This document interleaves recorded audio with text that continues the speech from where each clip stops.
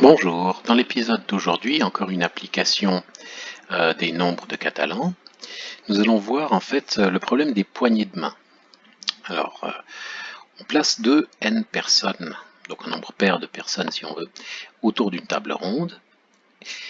Elles vont se serrer la main de façon à ce que chacun serre la main de quelqu'un d'autre simultanément et sans croiser les mains. Parce que bien sûr, c'est mal poli de croiser les mains quand on se serre la main. Alors, on va traduire ça autrement. Donc on dispose de n points autour d'un cercle, sur un cercle, par exemple les sommets d'un polygone régulier. Et la question devient de combien de façons peut-on tracer n cordes sans croisement? Et en faisant des essais, on s'aperçoit aussi très vite que ce sont toujours, encore et toujours, nos fameux nombres de Catalan. Si on est systématique, ça fonctionne, on trouve la bonne quantité. Alors ça porte un autre nom, on appelle ceci aussi une partition de 2n points en paires de points non croisés. Les paires ne doivent pas se croiser entre elles. Alors, les n cordes, si on remarque bien, les n cordes sont découpées en exactement n, découpent le disque, disons, en exactement n plus une région. Et ces régions ont une relation entre elles. La relation, elles ont une frontière en commun. Alors on va désigner en fait un arc comme racine. Voici. Donc on désigne par exemple cet arc ici avec une petite croix comme racine de notre arbre pour dire cette région qui contient cet arc sera la racine de l'arbre. Et à partir d'ici, on va mettre la relation ont une frontière en commun entre ces régions. Et on obtient ainsi un arbre enraciné trié. À n arêtes exactement. Alors celui-ci est binaire, mais en général ils peuvent ne pas l'être. Il peut y avoir, mais il faut un nombre de points plus important, mais il peut y avoir beaucoup plus de fils. Voilà donc une façon de se rendre compte que le nombre de ces partitions de 2n points en paires non croisées, c'est le nème nombre de Catalan. Alors ce problème était pas trop difficile. Maintenant, remarquons, c'est assez arbitraire de prendre cet arc comme référence, on pourrait en prendre un autre, mais il s'agit juste en fait de changer de racine. Ce sont des changements de racine de l'arbre.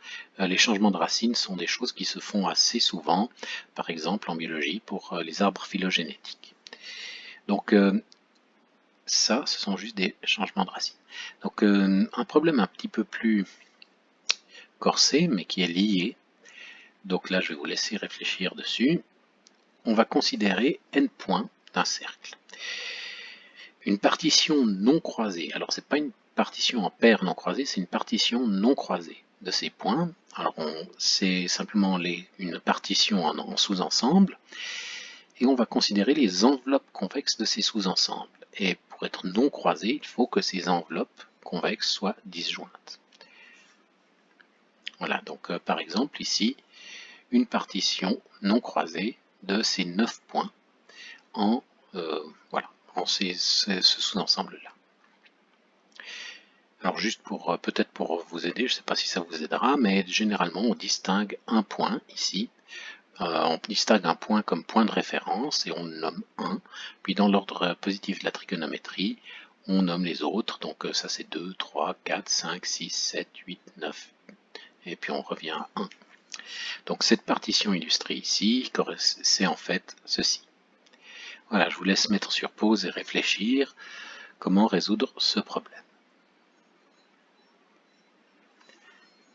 Alors, la solution donc à ce problème consiste en fait à modifier un peu les enveloppes convexes. Donc on les modifie de la façon suivante. On les déforme, on les rend peut-être un chouïa plus épaisses, il faut les rendre un tout petit peu plus épaisses et ça suffira. Mais là je vais les déformer exagérément. Donc on les déforme de façon à ce que le bord de ces enveloppes convexes traverse exactement 2 fois le cercle autour de chaque point. Donc ce trait-là devient cette espèce de poignée ici. Ce triangle devient ceci. Voilà. Et puis le point qui est tout seul, ça devient juste un disque comme ça.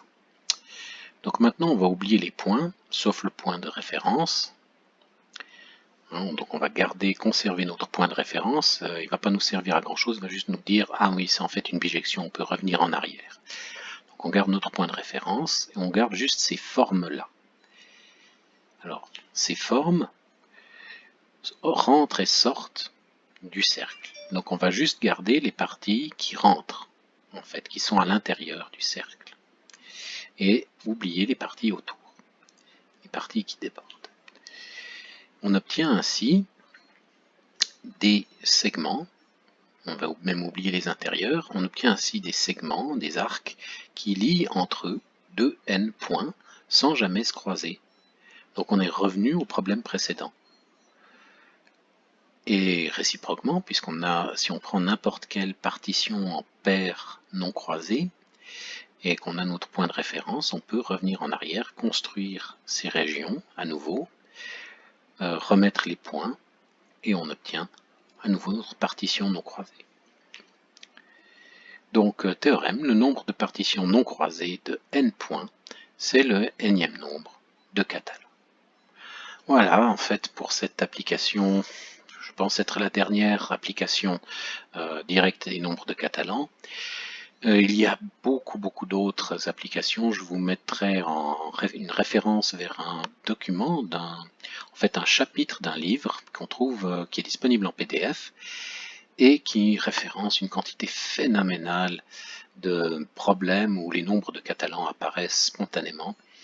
Et ces nombres de Catalan donc sont absolument, je veux dire, partout, et même donc en physique, par exemple, en théorie des cordes, ils sont liés en fait justement à ce genre de choses, aux partitions en paires non croisées, aux partitions non croisées, etc. Voilà, je vous souhaite une très bonne fin de journée, à bientôt.